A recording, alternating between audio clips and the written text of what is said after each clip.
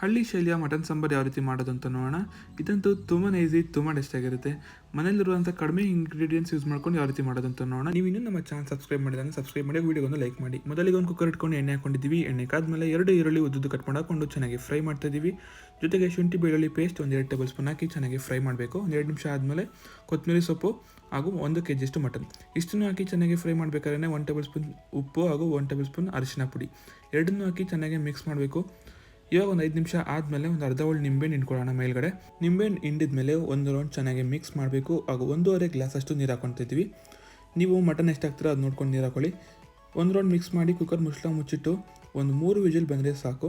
ಒಂದು ಪ್ಯಾನ್ ಇಟ್ಕೊಂಡು ಚಕ್ಕೆ, ಲವಂಗ, ಏಲಕ್ಕಿ, ಕಾಳುಮೆಣಸು ಇಷ್ಟನ್ನು ಹಾಕಿ ಚೆನ್ನಾಗಿ ಫ್ರೈ ಮಾಡ್ಕೊಳ್ಳೋಣ. 1 ಟೇಬಲ್ ಸ್ಪೂನ್ ಕಾಳುಮೆಣಸು, ಚಕ್ಕೆ ಒಂದು ಅರ್ಧ ಇಂಚು, 2 ಏಲಕ್ಕಿ ಹಾಗೂ ಒಂದು 6 ಲವಂಗ ಇಷ್ಟನ್ನು ಫ್ರೈ ಮಾಡಿ ಆದಮೇಲೆ 2 ಟೇಬಲ್ ಸ್ಪೂನ್ ಅಷ್ಟು ಧನಿಯಾ ಕಾಳು ಹಾಕೊತಿದ್ವಿ.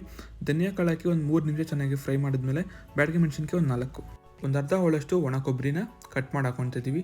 ಇಷ್ಟನ್ನು ಚೆನ್ನಾಗಿ ಡ್ರೈ ರೋಸ್ಟ್ ಮಾಡಬೇಕು. ಒಂದು 5 ನಿಮಿಷ ಜಾರ್ಗೆ ಟ್ರಾನ್ಸ್ಫರ್ ಮಾಡಿ ಶುಂಠಿ ಬೆಳ್ಳುಳ್ಳಿ ಹಾಕೊಂಡು ರುಬ್ಕೊಂಡ್ರೆ ಈ ರೀತಿ ಆಗುತ್ತೆ. ಇವಾಗ ಅದೇ ಜಾರ್ಗೆ ಟೊಮೆಟೊ ಹಾಕೊತಿದ್ವಿ. ಒಂದು 4 ಟೊಮೆಟೊನ 4 ಭಾಗ ಮಾಡಿ ಹಾಕೊತಿದ್ದೀವಿ. ಜೊತೆಗೆ ಕೊತ್ತಂಬರಿ ಸೊಪ್ಪು ಸ್ವಲ್ಪ ಇಷ್ಟೊಂದು ರುಬ್ಬಿ ಈ ರೀತಿ ಆಗುತ್ತೆ. 3 ವಿಜಿಲ್ ಆದಮೇಲೆ ಮಟನ್ ಎಲ್ಲ ಈ ರೀತಿ ಆಗಿದೆ. ಒಂದು 70% ಮಟನ್ ಎಲ್ಲ ಚೆನ್ನಾಗಿ ಬೆಂದಿದೆ.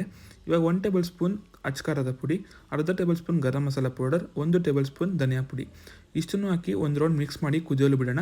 ಇದು ಕುದಿ ಬರಬೇಕಾದ್ರೆ ಆಗಲೇ ರುಬ್ಬಿಟ್ಟಿರುವಂಥ ಮಸಾಲೆ ಹಾಕಿ ಒಂದು ರೌಂಡ್ ಚೆನ್ನಾಗಿ ಮಿಕ್ಸ್ ಮಾಡಿ ನೀರು ಎಷ್ಟು ಬೇಕೋ ಅಷ್ಟು ನೀರು ಹಾಕೊಳ್ಳಿ. ನಿಮಗೆ ಸಾಂಬಾರು ಯಾವ ಕನ್ಸಿಸ್ಟೆನ್ಸಿಲಿ ಬೇಕೋ ಆ ಕನ್ಸಿಸ್ಟೆನ್ಸಿ ನೋಡಿಕೊಂಡು ನೀರು ಹಾಕೊಳ್ಬೇಕು. ಸ್ವಲ್ಪ ರುಚಿಗೆ ತಕ್ಕಷ್ಟು ಉಪ್ಪು ಹಾಕೊಳ್ಳಿ. ಒಂದು ಕುದಿ ಬರಬೇಕಾದ್ರೆ ಮೇಲ್ಗಡೆ ಸ್ವಲ್ಪ ಕೊತ್ತಂಬರಿ ಸೊಪ್ಪು ಹಾಕಿ ಕುಕ್ಕರ್ ಮುಚ್ಚಿಟ್ಟು 2 ವಿಜಿಲ್ ಬರ್ಸ್ಕೊಳ್ಳೋಣ.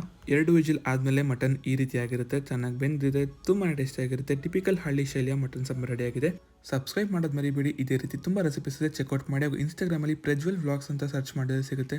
ಇದೇ ರೀತಿ ತುಂಬ ರೆಸಿಪೀಸ್ ಇದೆ, ಚೆಕ್ಔಟ್ ಮಾಡೋದು ಮರಿಬೇಡಿ. ಈ ವಿಡಿಯೋ ನೋಡೋದಕ್ಕಾಗಿ ಧನ್ಯವಾದಗಳು. Keep watching our channel, subscribe ಮಾಡಿ.